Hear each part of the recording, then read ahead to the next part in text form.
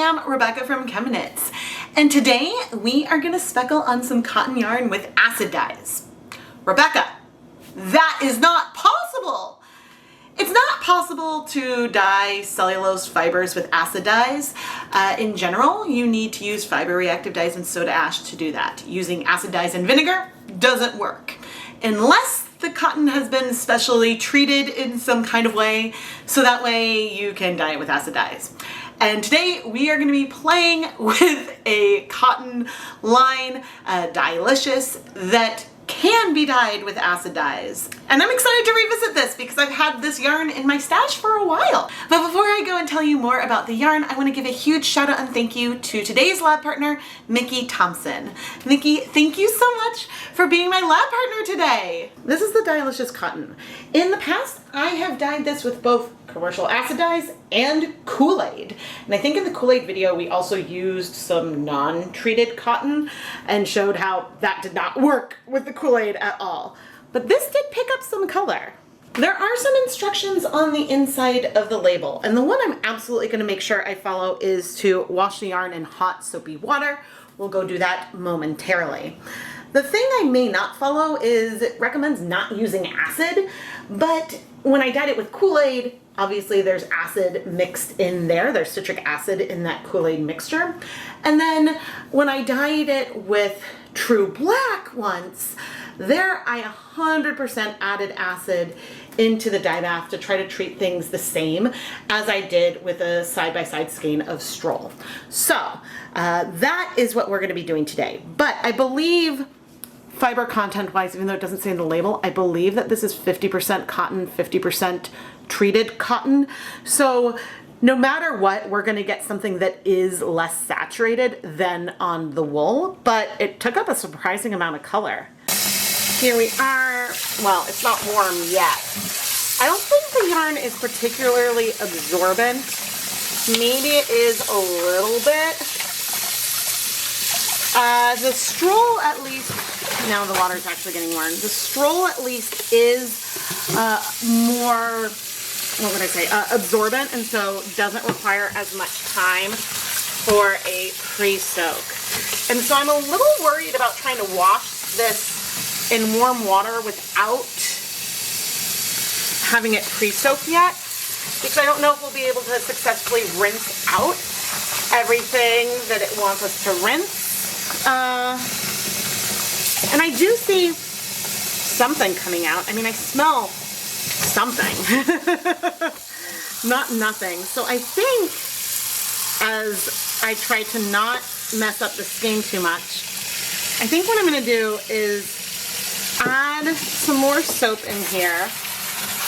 And we'll go ahead and let this soak in the soapy water for 10 minutes, because why not? And then we'll finish rinsing out the soak and do a pre-soak in just regular cool water with our Stroll, because I'm going to use some Knit Pick Stroll fingering weight yarn that is 75% superwash merino, 25% nylon, alongside, just as a comparison of how speckles might look on superwash yarn compared to our Dye-lishus yarn that we have here. And I will have links to everything down in the video description. My links to the Dye-lishus aren't affiliate links, but there are other affiliate links down there to other tools and equipment that I use in my videos. And I might earn a commission if you make a purchase through that link, but I do have the affiliate links clearly marked. All right, let's finish rinsing this. Hey, I'm scouring yarn, everybody. I never do that. Now the water is cool. I never wash my yarn before I dye it, and there are other circumstances where that could be useful.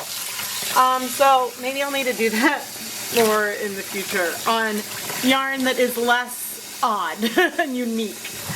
Not that this is odd, it's just, it's a unique sort of like treated thing, and I don't really understand much about the purpose. I think in my other videos I talk more about the Dye-lishus and what I could find on the website. So I recommend you check out that video. Okay, to our pre-soak, I'm going to add 200 grams of Knit Pick Stroll fingering weight yarn. This yarn, as I mentioned, is 75% superwash merino, 25% nylon, and it's there just as a control for what the colors and things might look like with a more typical ChemKnits technique. I'm gonna let this soak for, I think, at least an hour, just to make sure our fibers are really well saturated. But I have added no acid into this dye bath. And we'll make decisions if we're gonna do a vinegar soak or mix dyes with citric acid in a bit. Here is our color palette for today. We're gonna use cabernet, honey mustard, emerald green, dark navy, true black, and silver gray. All of these are Dharma acid dyes. Now, silver gray and true black are gonna look very, very similar with speckles. The main difference is that the true black has a ton more pigment. And so if our dye powders spread a little bit, we'll get one that's more gray with the silver gray versus having something that is more black with our black there. Now, some of these colors can behave finicky at times, and mainly I'm looking at you, Cabernet, and emerald green is a known color that spreads out. It does not strike very fast. But by using mostly dry yarn, when we apply the powders, we should be able to get more speckles. I debated doing citric acid speckles, but ultimately I want more color in the yarn, so we're gonna speckle with our straight dye powder. And that therefore means we're gonna need some acid. I have some of these dish pans that still have a label on them, and it doesn't say the volume. But I have one of these dish pans mostly full of water, and we're gonna add some white vinegar. Part of me just wants to pour, but for science, 1, 2, 3, 4, 5, 6, we're gonna do 8 tablespoons of white vinegar. This much, so that way, hopefully those pigmented colors will strike a little bit faster. Now, we don't need to soak for very long in the acid. We have been soaking in the water for a couple of hours. So I'm gonna bring my dye pan over now that we sort of stirred this up, and we'll start getting ready to dye this yarn. Sometimes I speckle directly on the shower curtain that's on my countertop, but today I don't want to do that. I'm gonna speckle into this catering steam pan, removing most of the liquid. Oh dear. Maybe I want a little bit less removed. I still want to remove most of the liquid, but I want there to be some dampness in here, so that way our dyes will actually get wet, and so they can bind to our fiber.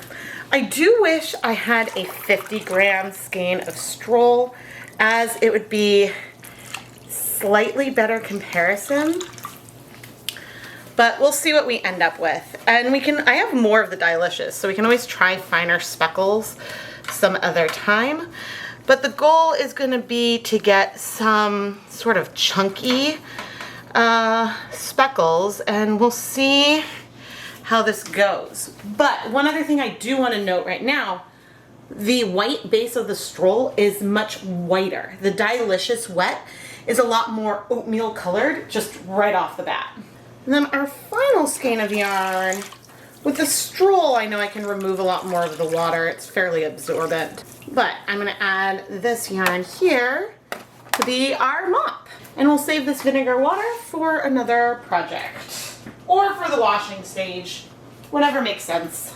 But now I'm gonna go put on my deluxe rubber respirator mask, safety glasses, and gloves.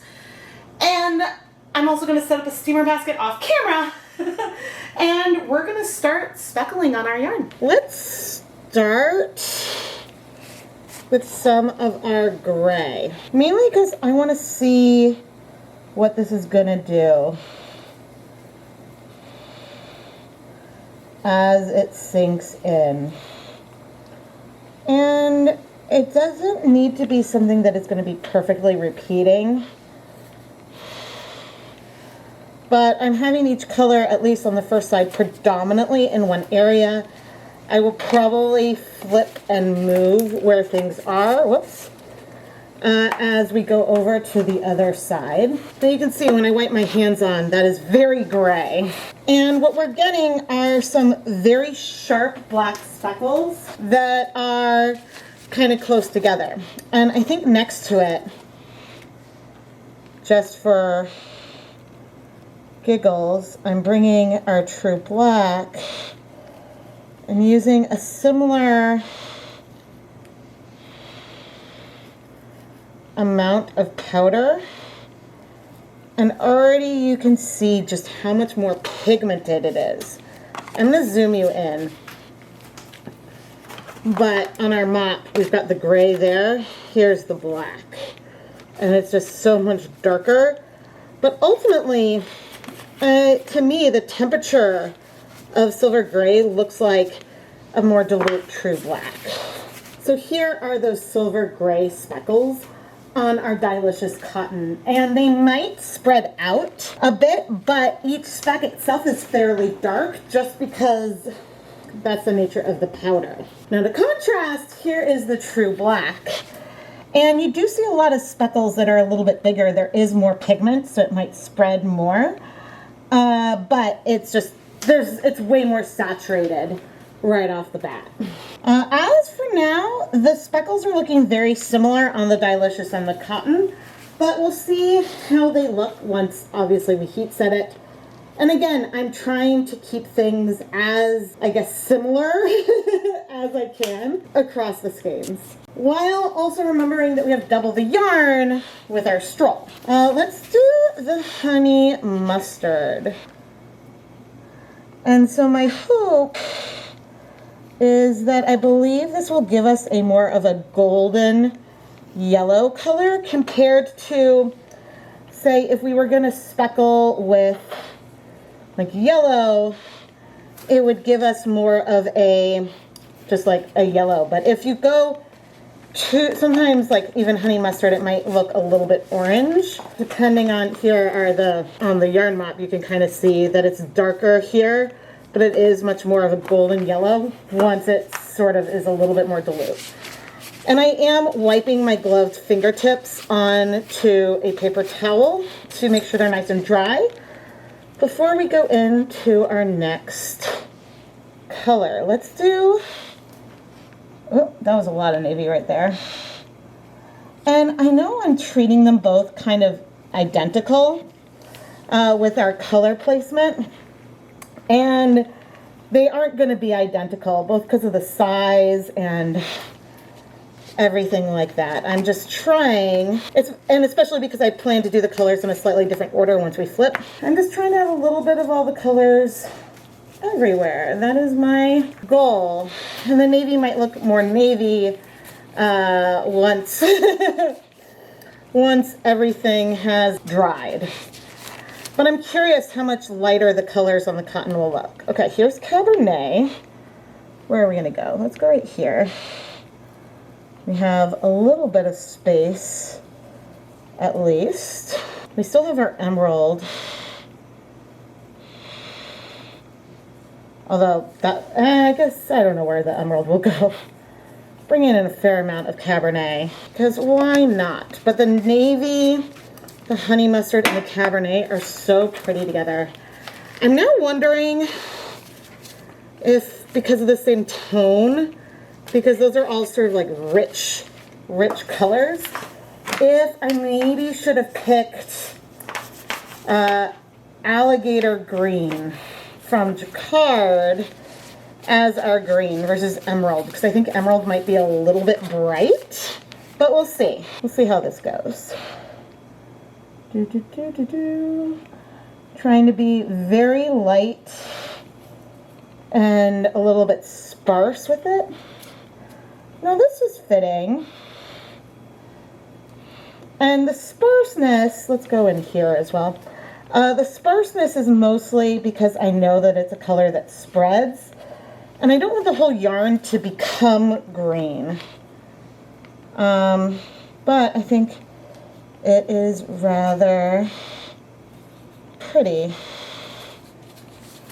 Okay. I actually really like the way that these colors are playing together.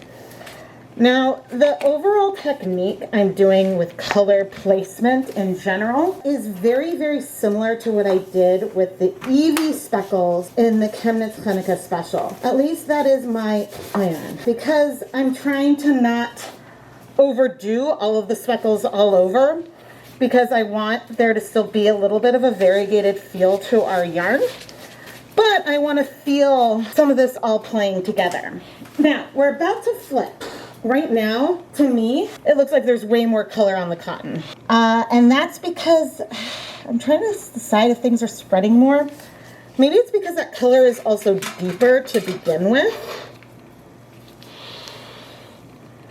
That could actually have a big part of it. Now, as we put this down, some colors will spread out. I am trying to like adjust it. We'll flip probably a third time. But there is dye that's on the counter, and so as we move this, some of these speckles aren't going to be as sharp. Some of the colors will spread out just from moving it all around. But it will be, or at least it should be overall more speckly. But the greens might do that, and that's okay. That's okay if that's what we end up. I haven't used dry dye powder on the Dye-lishus before, and so that's what we are going for. Okay, here is our dark navy, going more in the middle this time, because last time it was just at an edge. Oop, I want to add some on there. I love dark navy, but I think the color, starting with the colors that are hard to distinguish between, is a good call. That is helping me, because we did the navy, but now I'm going to do the silver gray, which ultimately, do we need both the silver gray and, oh, that was a lot, and the true black? Probably not, especially if I'm going to add a large clump of dye someplace. But, you know, it is what it is. Sometimes I have ideas in my head, and I'm curious to see how they may or may not come out. Okay, the true black. This one I want to be a little bit gentle. I feel like I added some silver over there too. Already I'm losing track of where I've placed the different colors, and you know what? That is what it is, for sure. But it's also fun. I think I'm probably gonna have to pop my yarn mop in a steamer basket, maybe, although it is still wiping the dye off of my gloves. It's just a lot of the colors are spreading out a lot on the mop that you can't see. All right, let's do our emerald, and let's do a little bit sort of at that top edge, and then we're gonna come here up to the end. But we definitely had some powder fall. I remember once doing a straight dye powder speckling project with emerald green, and then later on not understanding why the speckles weren't sharp at all. It wasn't like a citric acid issue. It was legitimately like, this is a color that spreads a lot issue. So some amount of dyeing yarn is knowing your fibers and how they absorb color, but also knowing the dye colors and how they behave under different circumstances.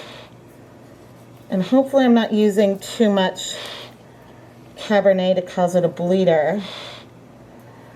Okay, I need to remember that I also want to sort of add colors around a little bit. If we end up with a little bit of brown because of the way that the colors overlap, I'm okay with that. But it isn't the goal. I will say the navy is a little bit more subtle than initially I was trying for, because sometimes it gives a very beautiful dusty blue, but maybe because it's speckled, I'm doing speckles, maybe I should have gone for a different blue so it would stand out more. But again, we'll see once everything dries. That's what I have to keep telling myself. Now, honey mustard is becoming a favorite color of mine. Especially, I think, in with all these deep colors, because it's just bringing in a brightness that I'm finding very pleasing. And I am going a little bit all over with that because I'm just liking that contrast of it with the other colors. Now, I'm gonna wipe my hands on the yarn mop. And in here, I feel like the navy is showing through more than the black. The mop is beautiful so far. And the colors are starting to not just stick in the yarn. So I'm gonna pop this in the steamer basket for 10 minutes. And in that time, we'll also just let the yarn here sit. Oh, this looks so pretty. I would say that staring at the thumbnail, I feel almost like the golden blue more than the cabernet and the green right now. But who knows what it'll feel like in the end. But when you go closer, you can see all those colors sort of playing together and giving us this very fall feeling, very sophisticated feeling colorway. And I really, really like it. Even if these colors spread and we end up with more splotches than speckles, right now on the Dye-lishus we have speckles. And I know some of the colors will remain speckles on the Stroll as well. I'm not worried about that. I'm not worried about any of this. I'm just having some fun and seeing how this Dye-lishus Cotton works with a direct powder application. But anyway, I'll be back once those 10 minutes are up, and we'll probably move the yarn and see if we want to add any more color. We may not need to add more, but we'll see what we feel. The colors definitely have spread a little bit since I last checked in, which is fine. Our yarn is nice and steamy. I'm gonna let it cool like a second. We're good. And I'm gonna put my respirator back on. Okay, because I want to see how we're doing coverage-wise. And honestly, it's looking pretty darn good. I'm not seeing any big white patches. And as for our Stroll, there isn't quite as much coverage, but I'm also not seeing any huge white patches. Okay, we're gonna go and take this yarn and put it in my steamer basket, and we're gonna steam set it for 40 minutes, I think. I'm gonna try to have them a little bit separate in the basket. I'll show you in a moment. But you can see we have a lot of dye down here. So I'm gonna take our steaming mop and we're gonna wipe this up. The nice thing about steaming a yarn mop in the middle of the dyeing process is that then you can get like the colors to layer a little bit more on top of each other versus when squishing it, them blending all the way through. But I'm gonna wash this yarn off camera, and we still need to heat set it. So we'll do that after the basket frees up. But let's go to the steamer basket. Here is our steamer basket, and it's not that I mind if the yarn touches, but we've got the cotton over there and the Stroll over here versus them entwined with one another, because I'd hate for, say, the Stroll to like steal more dye from our Dye-lishus Cotton. We'll see how this goes. Normally I might only steam for 30 minutes. I'm doing a little bit more just because I don't know how the Dye-lishus is gonna go. But we'll tap it with a paper towel after the 40 minutes to see if we need to give it more time or anything like that. I was filming something else, so we probably went 45 to 50 minutes. Ooh, those colors on the cotton spread out a lot. Let's do a little paper towel test. Uh-oh. Okay, that was just on the Stroll. We're seeing some color. And on the cotton, we're seeing a lot of color. Bummer. Bummer. This likely is because we have dyes that just aren't saturated enough. And is something that I've had happen before. So I'm taking some water with vinegar. This is part of our pre-soak, and I'm pouring it on just to help make sure everything is nice and wet. And you can see as I'm pouring this on, things aren't really spreading, but hopefully the additional liquid will help. And I know we're not diluting our acid here at all. I mean, it could be pulling some color through. I just see a little bit of green down below. So I think we're likely good. But I'm gonna give this, I guess, another 20 minutes, and then I'll come check again. All right, it's been that additional 20 minutes. Now, I know some of you might say, Rebecca, you didn't follow the instructions. It said not to use acid. But like for acid dyes, you have to use acid for the dyes. So, all right, let's check. Okay, we're looking good on the Stroll, and this is a little bit warm. Let's go on to the cotton. Not great. Still seeing a lot of dye come up. Goodness. Let's see if I move this, how it's doing on this area that was more on the bottom. Okay, I'm seeing some green, but less colors for the yarn that was on the bottom. So I think we just need to let it get wet and get hot. So I am going to try to saturate this more.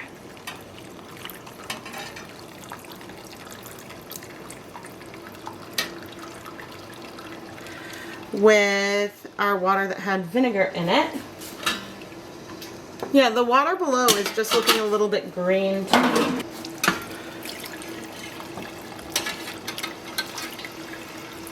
And so it's possible that there's also just going to be some dye that isn't going to strike, but actually, hey, doing that seems to have made a little bit of difference. I'm going to go ahead and let this go 15 more minutes, and then we'll be back. But I think we might be okay now. All right, I am going to call it here, but we may as well just check. But I'm going to call it here because I have to do a few other things before picking the kids up from camp, and sometimes that's what dictates.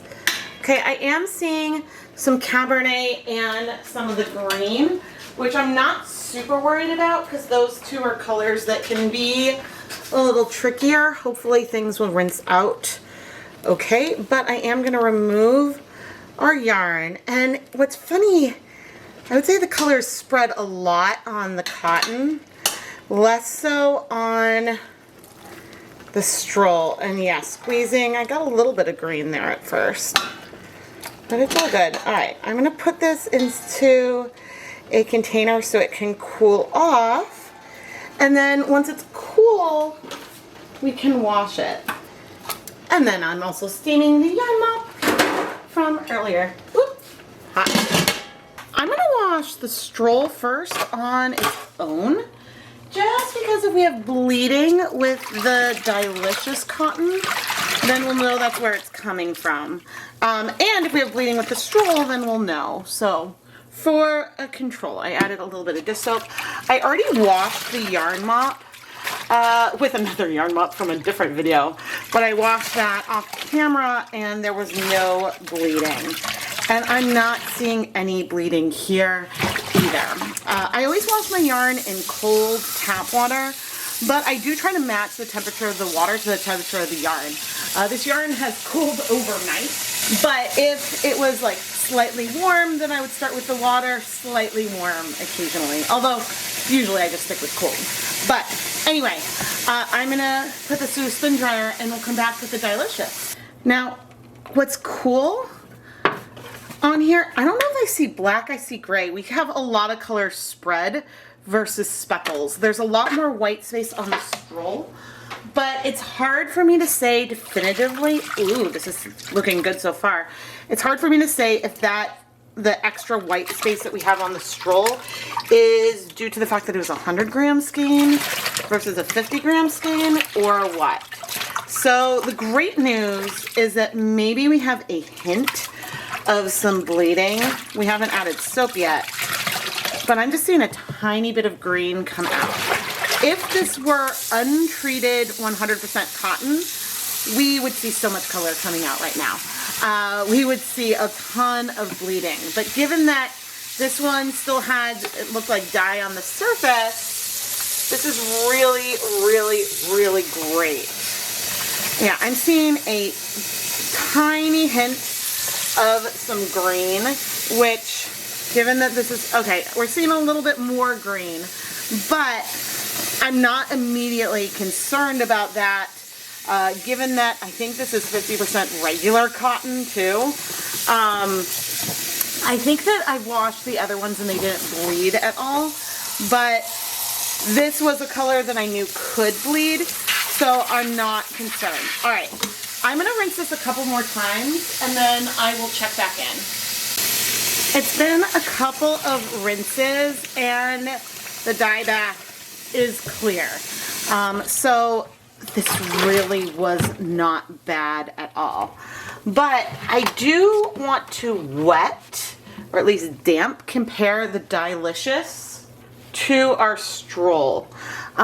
Because while the Stroll has a lot more white in there, right now while wet, the depth of color feels very similar. And specifically if you look at the cabernet here and here, that feels similar. The greens feel just as bright. The honey mustard maybe even feels a little darker on the cotton, but that is ultimately similar. Now, the colors did spread a lot on our Stroll as well. I do see some speckles in here, and I'm curious, I do still see some speckles in here, but we'll take a closer look at that once everything is dry. Because I knew that the colors would spread a bit. I could have tried for citric acid speckles, and maybe that's what we'll need to do next to see how that compares. But I wanted to get a little bit more pigment on here for Mickey.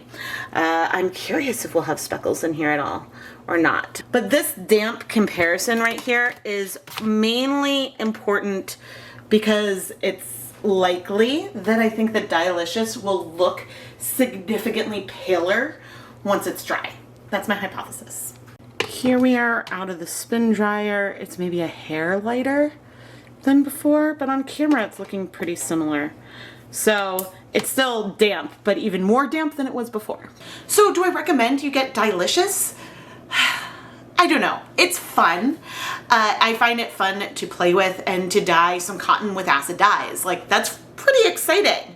But Skein, it was pretty expensive when I first purchased it. And cotton is harder to dye than wool. But there are dyes, fiber reactive dyes, direct dyes, things like RIT, that you can easily get and use and work great on cotton fabrics and yarn. And so you then have more flexibility of brands if you want to branch out like that. Now, I think that this is fun for a YouTuber like me, and can be fun for some of you who want to dye yarn with food coloring, and you want to be able to dye plant-based fibers, especially if you have sensitivities or other reasons why you don't want to dye wool, but you still want to dye with food coloring. This could be a really, really great option. But there are limited weights it comes in. It comes as more of a weaving yarn versus a knitting or crocheting yarn. And so it is a lot thinner. This is lace weight, and there's one that's even thinner, I believe. So that is also something to take into consideration. You're not gonna get this in the worsted weight, peaches and creams level standard cotton yarn that is a staple for a lot of things. Now, the examples that whatever the Dye-lishus company has shown of them dyeing fabric that was woven with like the warp as the Dye-lishus and the weft as not just regular cotton, or the reverse, is really, really cool. But you also could just go ahead and dye your warp or weft beforehand. Unless you wanted to do something multicolored or variegated after the fact, get something like with a tie-dye effect, like that is cool. There's a cool thing of being able to dye one yarn more than the other. And that's something that I've enjoyed playing around with too. So the long story short, I don't know if you should go buy it. It's perfectly soft. It's a nice yarn. So I do like it. There's nothing wrong with it. I just think that I have a feeling that most of you, if you want to see a cotton dyeing video, want to see me play with fiber reactive dyes and soda ash. I have a feeling that that's what most of you want. And so, yeah, I do have more of this yarn though. I want to try citric acid speckles, and maybe we need to do some other side-by-sides with cotton, just in general, with this yarn, but let me know what you want to see down in the comments below. And if you're feeling a little bit sad that This was a cotton dyeing video, but I used acid dyes, and it's this sort of unique limited case situation here. I do have some more cotton yarn dyeing videos coming up, and I have explored a lot of different dyes that do work on cellulose fibers that you can find at big box craft stores and things like that. I have a whole playlist, and I'll have it linked up in the top right hand corner of your screen. Ultimately, I think that this yarn is fun. I certainly find it fun. And so, you know, crafting and dyeing is all about what you enjoy. And so if you would enjoy playing with this, then it's 100% worth it. The yarn is dry, and now we see even more differences when we compare our Stroll we speckled on to our Dye-lishus Cotton. On the Stroll, which is 75% superwash merino, 25% nylon, we have a number of speckles. We do have some colors that spread a lot more. You can see some here in the navy, up there in the green, but we still do have, especially with the black, some sharp speckles, and also with some of our reds and stuff as well. There are some speckles on the Dye-lishus Cotton, but they are very blown out. The colors spread even more. Or really things are also just softer overall. Now it's important to remember that this Dye-lishus Cotton is 50% of the modified cotton that can take up acid dyes, 50% regular cotton. So just like if I was going to dye a wool cotton blend, the finished yarn would not be as saturated because the cotton fibers in there aren't going to take up dye, which is going to make everything feel lighter overall. And the same is true here with this Dye-lishus Cotton. Because even though we can dye this with acid dyes, we can't dye all of it with acid dyes. And so it's reasonable to expect that the colors would be less saturated. But as far as the color tones go, I still see the blue, the maroon kind of color feels a lot more purple here. That tone, where you can see it's a lot more red here, I think when it's less pastel, this feels on the cotton way more purple. We've got the gold, we've got green, and we've got a lot of gray.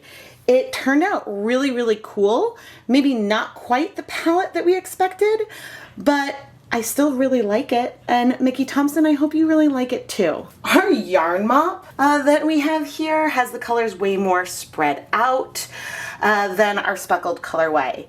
And ironically, it feels so much more like the Dye-lishus Cotton because the colors there also spread a little bit more.